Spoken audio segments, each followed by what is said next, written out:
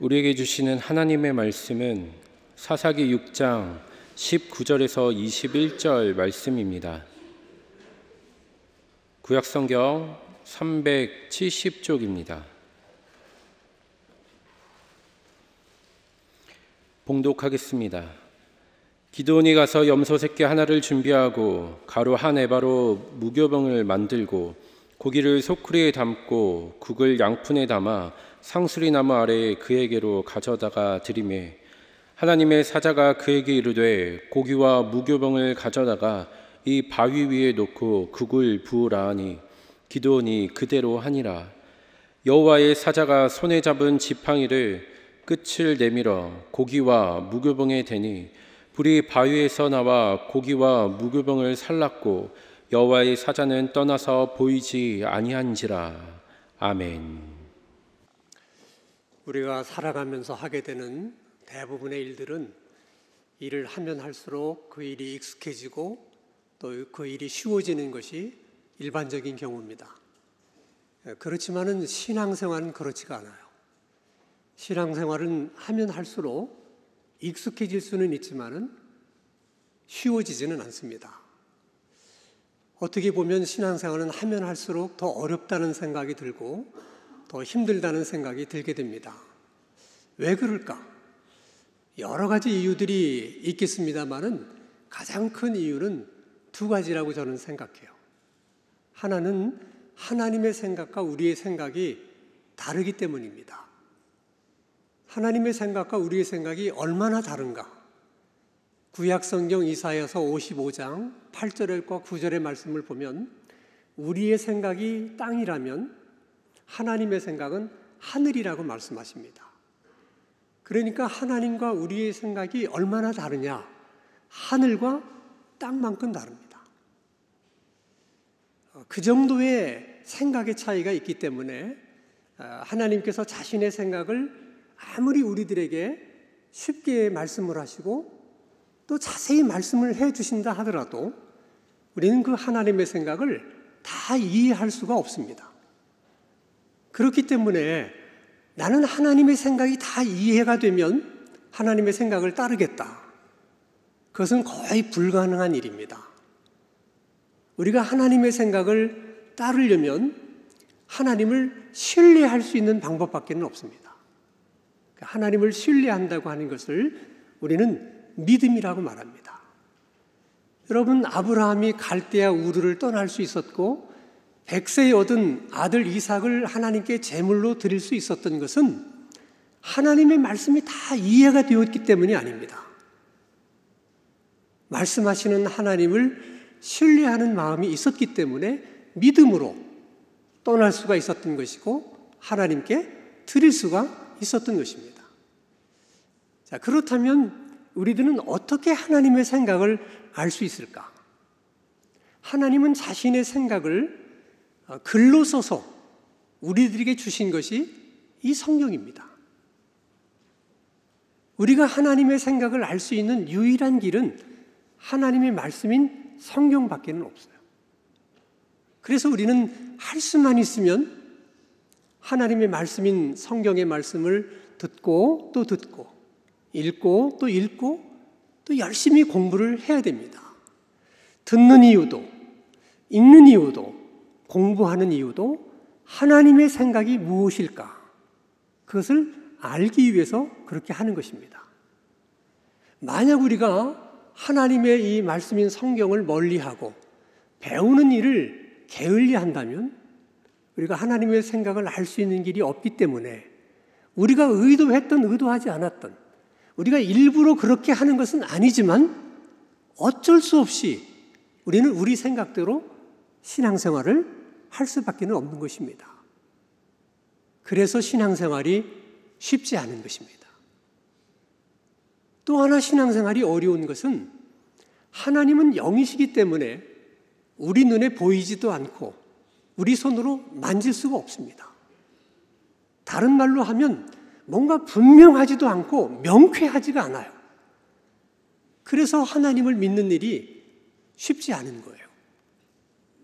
사람들은 태생적으로 뭔가 분명하고 확실해야만 믿음이 가고 믿게 되는 것이군. 여러분 잘 아는 것처럼 출애굽기 32장에 금송아지 사건이 있습니다. 그 금송아지 사건의 핵심은 이스라엘 백성들이 하나님도 섬기고 금송아지도 섬겼다는 게 아니에요. 그들이 금송아지를 만들어 놓고 그 금송아지를 여호와 하나님이라고 생각하고 그렇게 믿었다는 것이 문제인 것입니다. 그래서 왜 이스라엘 백성들에게는 금송아지와 같은 신이 필요했을까? 불안했기 때문입니다. 지금까지는 모세가 자기들을 애굽으로부터 이끌어 주었는데 시내산에 올라간 모세의 생사를 알 길이 없습니다. 불안합니다. 이제 누가 우리를 이끌어 줄 것인가? 그래서 그들은 자기 눈으로 볼 수 있고 손으로 만질 수 있는 그런 신이 필요했던 거예요. 그래야만 마음이 편해지기 때문에 그렇습니다. 그 일로 인해서 하나님이 크게 진노하셨지만 이스라엘 백성들은 끝까지 그 생각을 버리지 못합니다. 세월이 흐르면서 눈에 보이는 법궤를 그들은 하나님이라고 생각했고 눈에 보이는 성전을 그들은 하나님이라고 생각했어요. 문제는 그런 것이 이스라엘 백성들만의 문제가 아니라 오늘 우리들의 문제이기도 하다는 거예요. 예를 들면 여러분, 우리에게 꿈자리가 뒤숭숭하다 그럴 때 이 성경책을 베고 자면 좀 날 것 같은 생각이 들고 또 십자가를 차에다 걸고 다니면 뭔가 사고가 피해갈 것 같다는 그런 잠재의식 속의 그런 생각들은 다 보이지 않는 하나님을 보이는 성경책, 보이는 십자가로 대신하려고 하는 경향성에서 나오는 것들입니다. 이런 생각이 도가 넘치게 되면 아주 위험해져요. 우리가 잘 아는 것처럼 이단들 가운데는 교주를 하나님이라고 믿는 그런 이단들이 있어요. 교주를 재림하신 예수님이라고 믿는 이단도 있습니다. 그런 이단들을 보면 우리는 이해가 안 가죠. 아니 어떻게 사람을 하나님이라고 믿을 수 있고 재림하신 주님이라고 믿을 수 있느냐. 저 사람들 다 정신 나간 거 아니야? 우리는 그렇게 생각하지만 꼭 그렇지만은 않습니다. 여러분, 보이지 않는 하나님을 믿는 것보다는 보이는 하나님을 믿는 것이 더 쉬울 수 있어요. 보이지 않는 예수님을 믿는 것보다 보이는 예수님을 믿는 것이 더 편할 수도 있는 것입니다. 우리들은 이단들이 하는 것처럼 거기까지는 나가지 않지만 그래도 그런 경향성이 우리들에게도 전혀 없는 것은 아닙니다. 그래서 오늘 우리들도 보이지 않는 하나님을 보이는 어떤 특정한 사람, 그 사람이 목사였던 장로였던 권사였던 집사였던 그러한 사람으로 대치하려고 하는 그런 경향성이 우리들에게도 있다는 것입니다. 이것이 얼마나 위험한 일이고 우리들의 신앙에 큰 문제가 되느냐, 그것을 말씀해 주시는 것이 오늘 기드온에 대한 이야기예요. 그래서 기드온의 이야기가 우리에게는 매우 중요한 것입니다. 자, 우리가 잘 아는 것처럼 출애굽한 이스라엘 백성들은 광야 40년을 살면서 갈렙과 여호수아를 제외하고 1세대는 다 죽습니다. 그리고 광야에서 태어난 2세대들이 갈렙과 여호수아와 함께 가나안 땅에 입성하게 됩니다. 그들이 가나안 땅에 들어갔을 때 하나님은 공평하게 12지파들에게 땅을 분배해 줬어요. 그래서 12지파는 하나님께서 분배해 주신 땅에서 그냥 자치적으로 살았습니다. 그때는 나라도 없었고 왕도 없었습니다. 그러다가 국가적으로 큰 문제가 생기거나 위기를 만나게 되면 하나님은 그때마다 그 문제를 해결할 수 있는 사람, 그 위기를 극복할 수 있는 지도자를 세우셨는데 그 지도자들을 성경에서는 사사들이라고 얘기를 해요. 여러분이 사사기를 읽어보면 모두 12명의 사사의 이름이 기록되어 있는데 우리에게 친숙한 이름은 6명입니다. 온니엘, 에훗, 드보라, 기드온, 입다, 삼손입니다. 중요한 것은 그 6명의 사사들의 면면을 살펴보면 무슨 뛰어난 전략가나 지략가들이 아니에요. 그렇다고 무예에 능하거나 두려움을 모르는 용감한 그런 사람들도 아닙니다. 어떻게 보면 그냥 지극히 평범한 사람들이고, 어떤 사사는 평범한 사람들보다도 못한 그런 사람들이에요. 그래서 우리가 이런 생각을 하게 됩니다.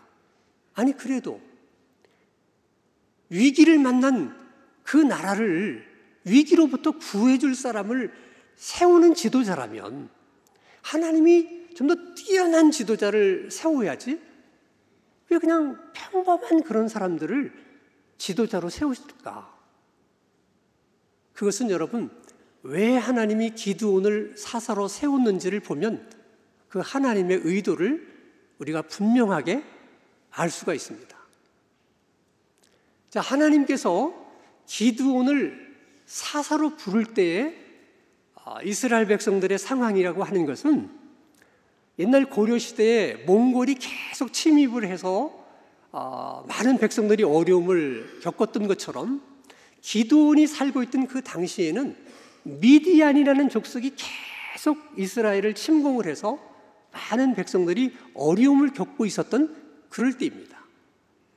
자, 그러면 기드온이 사사로 부름을 받을 때 기드온은 뭘 하고 있었느냐? 기드온도 그 미디안이 무서워서 조그마한 창고 같은 포도주 틀 속에 들어가서 밀을 타작하고 있었습니다. 그때 천사가 기드온에게 나타나서 이렇게 말합니다. 큰 용사여, 하나님이 너와 함께 계시도다. 기드온이 얼마나 놀랐겠습니까? 미디안이 두려워서 아무도 모르게 포도주 틀 속에 숨어서 밀을 타작하고 있는데 그런 자기를 누가 알아본 겁니다. 더 놀란 것은 그런 자기를 향해서 큰 용사라고 불러준 거예요. 아니, 어떤 용사가 조그마한 창고 같은 데서 밀을 타작을 하겠습니까? 적어도 용사라는 얘기를 들을 수 있으려면 사방이 탁 트인 넓은 마당에서 미디안 사람들이 뭐 알든지 모르든지 그래도 태연하게 타작을 할 수 있을 만큼 용감한 사람이어야 용사라고 부를 수 있지 않겠습니까? 그래서 어쩌면 기드온은 그 이야기를 들으면서 굉장히 부끄러웠을 거라고 생각해요. 그래서 기드온은 나름대로 천사에게 변명을 합니다. 하나님께서 우리를 버리셨고, 하나님께서 우리와 함께하지 않으시고, 하나님께서 우리를 미디안 손에 넘겨주었기 때문에 모든 백성들이 다 이 어려움 가운데 살고 있는 거 아닙니까? 저도 그들 중에 한 사람입니다. 난들 미디안이 두렵지 않을 수 있겠습니까? 내가 왜 이 조그마한 포도주 틀 속에 숨어서 밀을 타작하겠습니까? 그때 천사가 이렇게 얘기를 해요. 그래서 너를 하나님께서 사사로 부르시는 것이다. 미디안으로부터 기드온을, 미디안으로부터 이스라엘을 구원하라고. 그 얘기를 들은 기드온은 엄청 당황합니다. 자기 자신을 너무나 잘 알기 때문에. 그래서 천사에게 계속 변명해요. 우리 집안은 다른 집안에 비해서 정말 보잘것이 없는 집안이고 우리 가문 또한 다른 가문에 비해서 너무 초라합니다. 저 역시도 그렇습니다. 보시지 않습니까? 제가 지금 뭘 하고 있는지를. 천사가 말합니다. 문제될 거 없다. 하나님이 너와 함께 하실 것이고 하나님이 너와 함께 하면 미디안을 한 사람 치듯 그렇게 할 것이다. 하나님이 함께 하신다는데, 하나님이 함께 하시면 그렇게 할 수 있다는데 기드온이 뭘 더 얘기할 수가 있겠습니까? 그래서 천사에게 그렇다면 확실한 증거를 보여주십시오. 하나님께서 나를 사사로 부르신다는 증거, 하나님이 정말로 나와 함께 하신다는 증거, 그리고 집으로 가요. 염소 새끼 한 마리를 잡습니다. 고기는 소쿠리에 담고 국물은 양푼 위에 담고 무교분과 함께 천사에게로 가지고 와요. 이유는 분명합니다. 내가 이 재물을 하나님께 드릴 텐데 만약 하늘에서 불이 내려와서 이 재물들을 사른다면 하나님은 살아계시고 나를 사사로 부르신 것이 분명하고 나와 함께 하실 거라는 것이 분명하다는 증거로 제가 받아들이겠습니다. 기드온이 그렇게 말하지는 않았지만 천사는 기드온의 의도를 알아차렸어요. 바위 위에다가 네가 가져온 재물을 놔라. 거기에 국물을 부으라. 그리고 그 다음에 천사가 무엇을 했는가가 중요해요. 자, 사사기 6장 21절 말씀을 봅니다. 한번 같이 읽겠습니다. 시작. 여호와의 사자가 손에 잡은 지팡이 끝을 내밀어 고기와 무교병에 대니 불이 바위에서 나와 그 고기와 무교병을 살랐고 여호와의 사자는 떠나서 보이지 아니하는지라.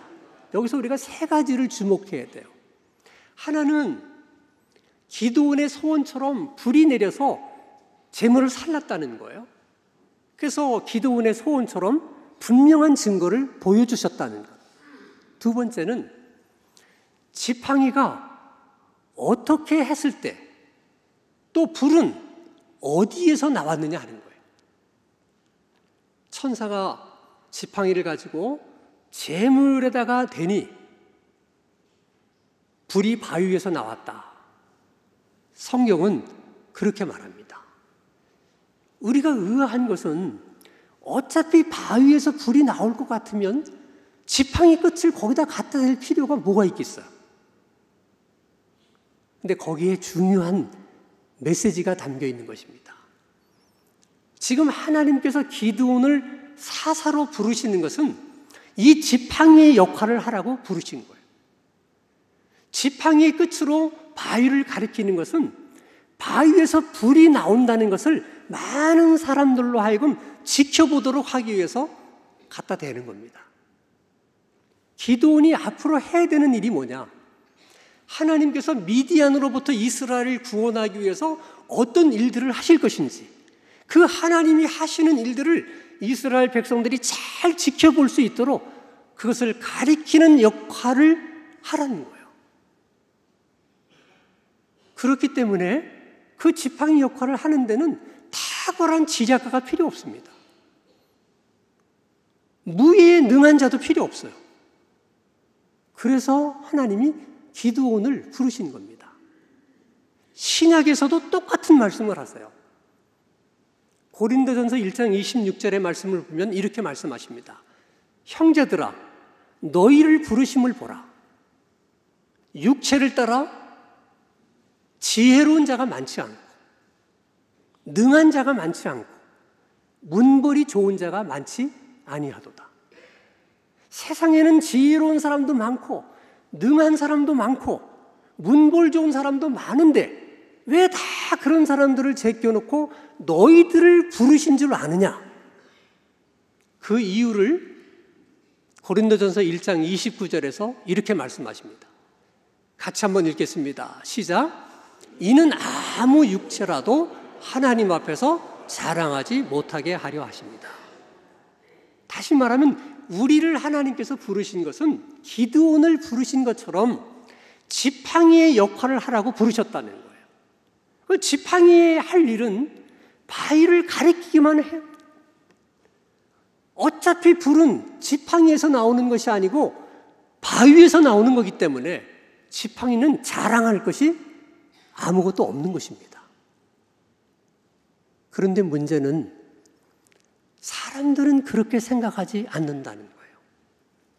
분명히 불은 바위에서 나왔는데 지팡이가 그 바위를 가리키다 보니까 사람들은 마치 불이 지팡이 끝에서 나온 것처럼 그렇게 생각하고 그렇게 믿으려고 한다는 것입니다. 자, 여러분, 사사기 7장을 보면 기드온이 300명을 데리고 나가서 미디안과 싸워서 이기는 장면이 기록되어 있어요. 그러면 기드온이 300명을 데리고 싸웠던 대상이 몇 명이나 되는지 여러분 아십니까? 기드온이 300명을 데리고 싸웠던 그 군사의 숫자는 미디안 사람만이 아니었어요. 미디안, 아멜렉, 동방에서 온 연합군을 상대해서 싸웠는데 그 수가 13만 5천 명입니다. 자, 그럼 여러분 생각에 300명 대에 13만 5천 명이에요. 그래서 이겼어요. 그럼 그 누가 한 일입니까? 하나님이 하신 일이에요.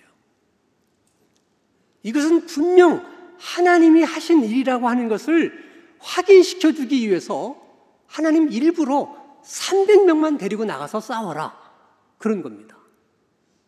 그래서 300명만 데리고 나가서 기드온이 그 싸움에서 이겼어요. 이건 하나님이 하신 일이야, 누가 봐도. 그런데 이스라엘 백성들은 그렇게 생각하지 않았어요. 기드온을 보면서 어떤 생각을 했느냐? 마치 명량해전에서 이순신 장군이 12척의 배를 가지고 외선에 133척을 무찌르고 대승했던 마치 그런 이순신 장군인 것처럼 기드온을 생각하는 거예요. 그래서 우리들도 기드온과 300명의 용사라고 말하지 않습니까? 물론 하나님께서 기드온을 보고 큰 용사라고 말씀하셨기 때문에 그 300명도 용사라고 말하는 것이 틀린 것은 아니라 할지라도 적어도 우리가 생각하는 300명은 특전사 요원도 아니고 결사대도 아니에요. 그냥 평범한 사람들 뿐이에요. 자, 그런데도 여러분, 사사기 8장 22절 말씀을 봅니다. 자, 같이 한번 읽겠습니다. 시작. 그때 이스라엘 사람들이 기드온에게 이르되 당신이 우리를 미디안의 손에서 구원하셨으니 당신과 당신의 아들과 당신의 손자가 우리를 다스리소서. 무슨 뜻으로 하는 말이에요? 하나님이 하신 일을 기드온이 했다고 말하고 있는 거예요. 분명 바위에서 불이 나왔는데 지금 이들은 지팡이 끝에서 불이 나왔다고 말하는 것입니다. 이게 이스라엘 백성들만의 문제가 아니라는 것입니다. 오늘 우리들도 마찬가지예요. 자, 그러면 분명히 불은 바위에서 나왔는데 만약 우리가 그렇게 믿지 않고 지팡이 끝에서 불이 나왔다고 우리가 믿게 되면 어떤 일들이 생기는가? 당연히 바위보다는 지팡이를 주목하게 돼요. 바위보다는 지팡이를 더 사랑하게 됩니다. 바위보다는 지팡이를 더 의지하게 됩니다. 그래서 지팡이가 도덕적으로 윤리적으로 큰 문제가 있을지라도 개의치 않아요. 왜냐하면 지팡이 끝에서 불이 나왔다고 믿기 때문에 그렇습니다. 더 중요한 것은 그들이 말로는 이렇게 얘기합니다. 다 하나님의 은혜입니다. 다 하나님께서 하신 것입니다. 근데 마음속으로는 이 일은 우리 목사님이 다 하신 일이고, 이 일은 어떤 장로님이 하신 일이고, 이 일은 어떤 권사님이 하신 일이야. 그렇게 믿는다는 거예요.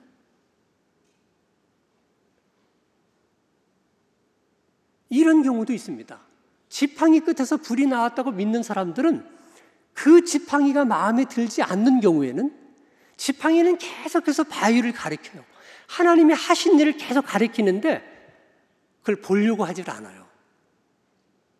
지팡이가 마음에 들지 않아서. 그리고 바위에서 불이 나오고 있음에도 불구하고 바위에서 불이 나왔다는 것조차도 인정하려고 하지 않아요. 지팡이가 싫어서. 여러분, 사도행전에 보면 사도들이 나가서 민간에 엄청난 능력과 기적을 행사합니다. 하나님께서 그들을 통해서 엄청난 능력을 보이신 거예요. 그래서 많은 사람들이 하나님이 하신 일을 보고 회개하고 다 주께로 돌아왔어요. 그럼에도 불구하고 종교 지도자들은 인정하려고 하지 않았어요. 오히려 그런 사도들을 핍박하고 잡아다가 감옥에 가두게 됩니다. 그러면 신앙이 굉장히 위험해지게 되는 거예요. 또 하나 여러분, 지팡이 끝에서 불이 나왔다고 믿게 되면 사람의 마음속에 시기심이 생깁니다. 자, 여러분, 사무엘상 17장 보면 여러분이 잘 아는 내용이 기록되어 있어요. 다윗과 골리앗이 1대1로 맞짱을 뜨는 장면이 자세하게 기록되어 있습니다. 잘 아는 것처럼 다윗이 물맷돌을 던져서 골리앗을 쓰러뜨립니다. 근데 그 사건을 통해서 하나님께서 사실 말씀하려고 했던 의도는 기드온을 하나님께서 사용한 것처럼 똑같이 다윗을 그렇게 사용하고 싶었어요. 모든 이스라엘 백성들이 골리앗을 두려워해서 아무도 나서지 못했는데 그런 골리앗을 하나님이 저런 방법으로도 쓰러뜨릴 수가 있구나. 하나님은 그 말씀을 하고 싶었던 거예요. 다윗을 지팡이로 사용해서.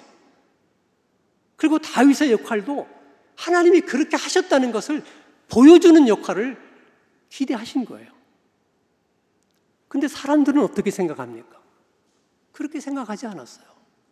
사울이 죽인 자는 천천히요, 다윗이 죽인 자는 만만이다. 이것은 다윗이 한 것이다. 지팡이 끝에서 불이 나왔다. 그렇게 믿은 것입니다. 정말 여러분, 다윗이 물맷돌을 잘 던져서 골리앗이 쓰러졌을까요?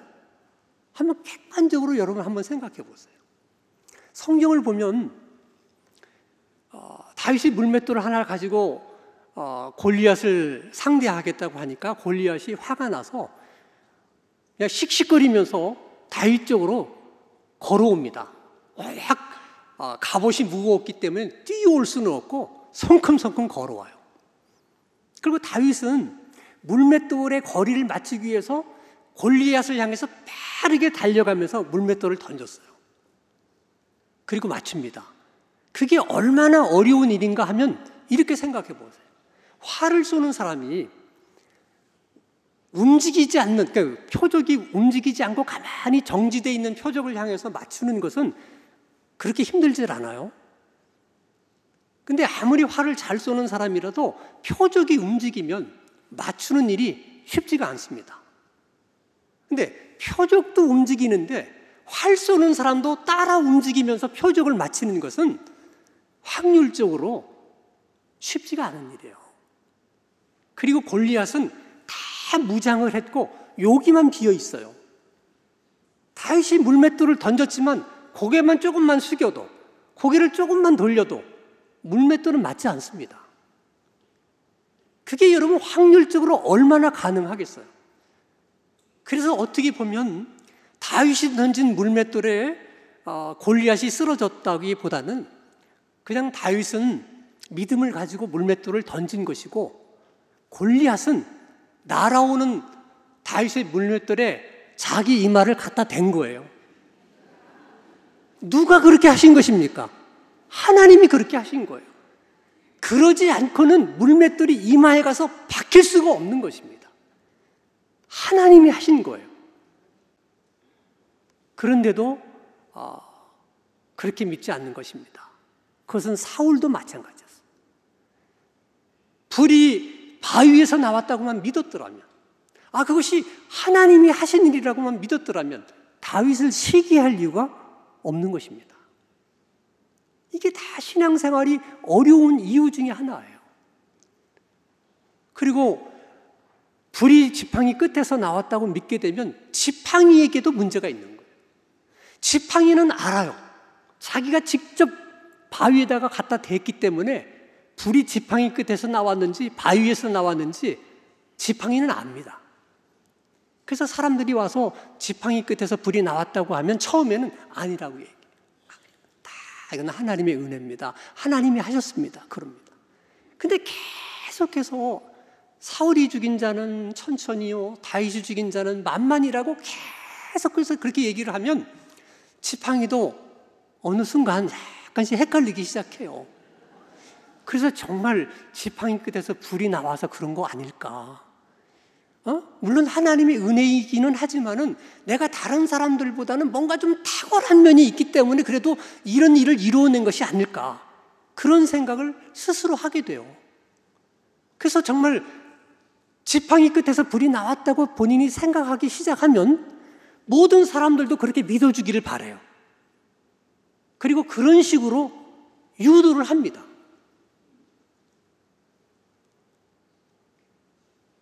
여러분, 다윗에게도 그런 유혹이 있을 수 있어요. 만약에 다윗이 물맷돌을 던지는 실력이 형편은 없었다. 그러면 물맷돌을 던져서 골리앗이 쓰러졌다 그랬을 때 이건 뭐 보나 안 보나 하나님께서 하신 일이야. 의심의 여지가 없습니다.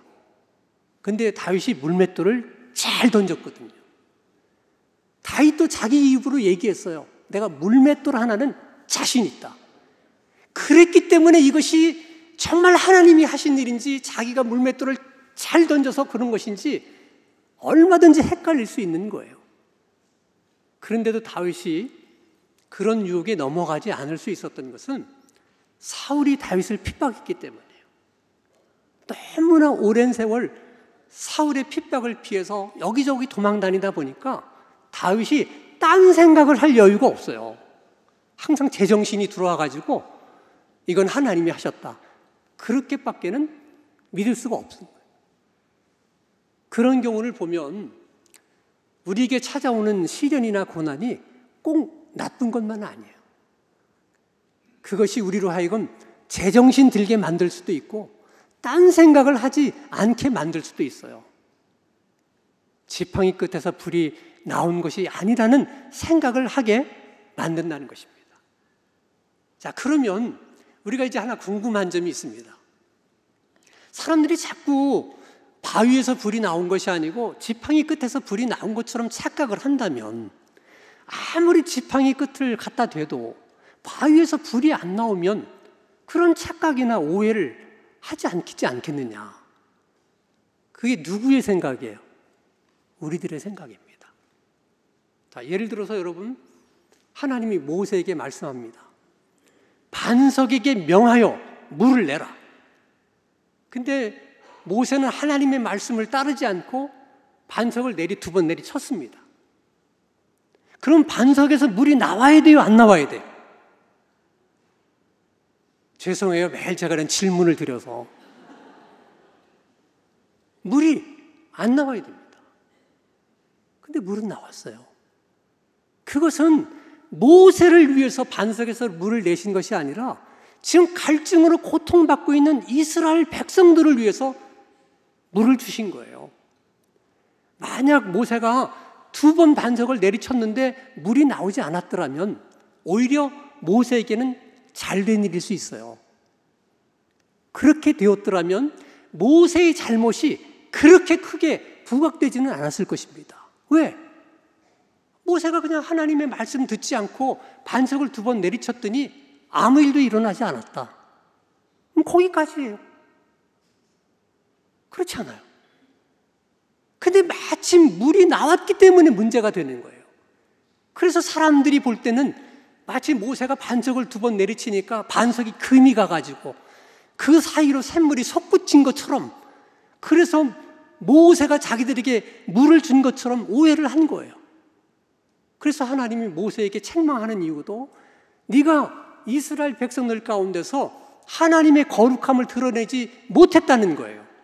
왜? 바위에서 불이 났는데, 하나님이 반석에서 물을 내셨는데 마치 지팡이 끝에서 불이 나온 것처럼 네가 이스라엘 백성들에게 물을 준 것처럼 백성들로 하여금 그렇게 오해하게 만들었느냐. 그거예요. 중요한 것은 반석에서 물이 나왔지만 모세의 잘못에 대해서는 하나님이 책임을 물으셨다는 겁니다.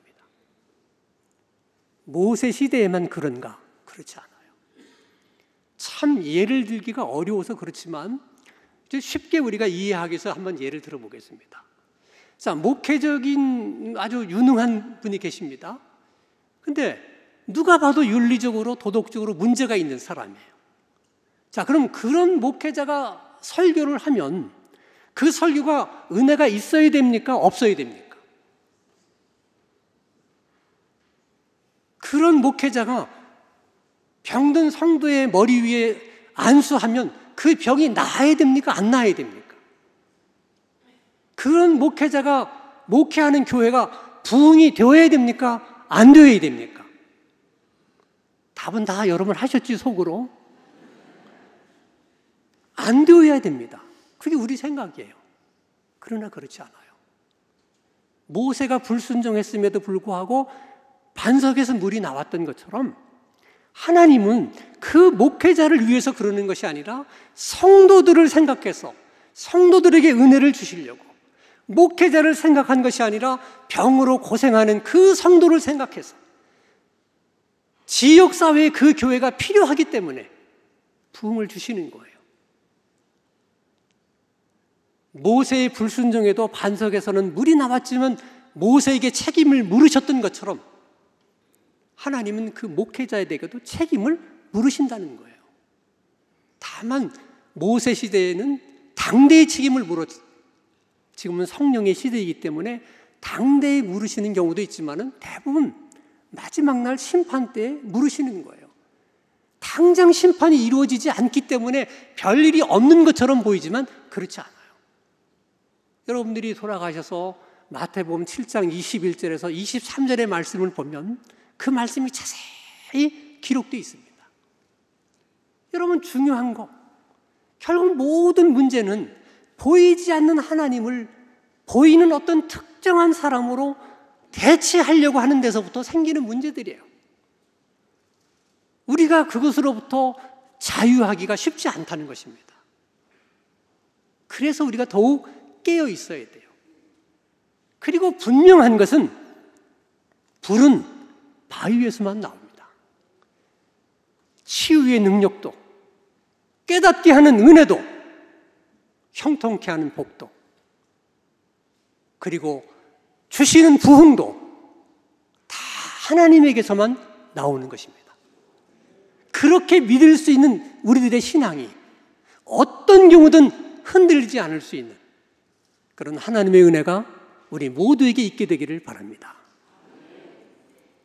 거룩하신 아버지 하나님, 불은 항상 지팡이 끝이 아니라 바위에서 나온다는 사실을 항상 잊지 않고 기억하게 하셔서 결코 하나님 대신 어떤 특정한 사람을 의지하지 않게 해 주시옵소서. 우리의 눈으로 볼 수 없는 하나님이지만 그래도 믿음의 눈으로 볼 수 있는 은혜를 주셔서 마치 하나님을 우리의 눈으로 보는 것처럼 늘 하나님을 그렇게 의식하며 살아가게 하시고 그 하나님만을 믿고 그 하나님만을 의지하며 살아가는 저희들의 신앙생활이 되게 하여 주시옵소서. 예수 그리스도의 이름으로 기도하옵나이다.